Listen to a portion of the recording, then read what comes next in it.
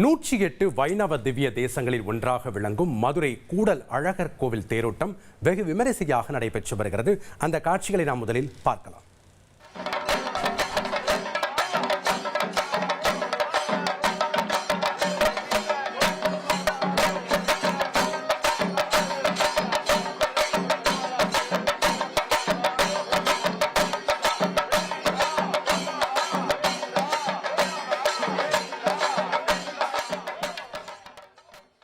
கூடுதல் விவரங்கள் மற்றும் கள விவரங்களை தெரிந்து கொள்ளலாம். எமது செய்தியாளர் ஜெகநாத் இணைப்பில் இணைகிறார்.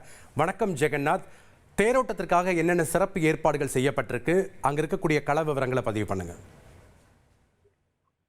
வணக்கம்.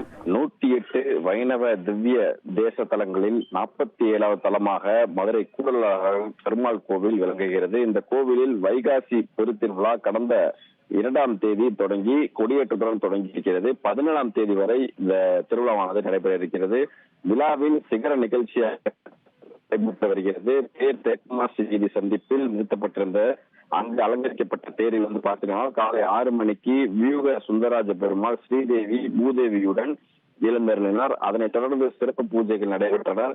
கோவிந்தா கோஷங்கள் முழங்க காலை 6:30 மணி அளவில் தேரோட்டமானது தொடங்கியது. திரளான பக்தர்கள் தேரை இழுத்து வடம் பிடித்து இழுத்து அவர்கள் தரிசித்தார்கள். தேரடியிலிருந்து கிளம்பிய தேர் பாண்டிய வெள்ளாளர் தெரு, தெற்கு மாட்டு வீதி, திருப்பரங்குன்றம் சாலை, நேதாஜி ரோடு, மேலமாசி வீதி வழியாக வந்து காலை 9 மணி நிலையம் அதாவது வந்தடைந்து சேரும் என்று எதிர்பார்த்த தற்போது தேர் தொடர்ந்து வலம் வந்து கொண்டிருக்கிறது.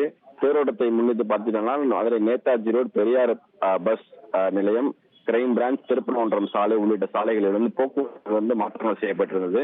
இதனால் அந்த பகுதியில் 200க்கும் மேற்பட்ட காவல்துறையினர் பாதுகாப்பு ஈடுபட்டுக் கொண்டிருக்கிறார்கள். மேலும் தேரோட்டம் பாதையில் பார்த்தீங்கன்னா பக்தர்கள் ஏராளமானவர் இந்த நீர் மோர் அன்னதானம் வழங்கி வருகிறது என்பது குறிப்பிடத்தக்கது.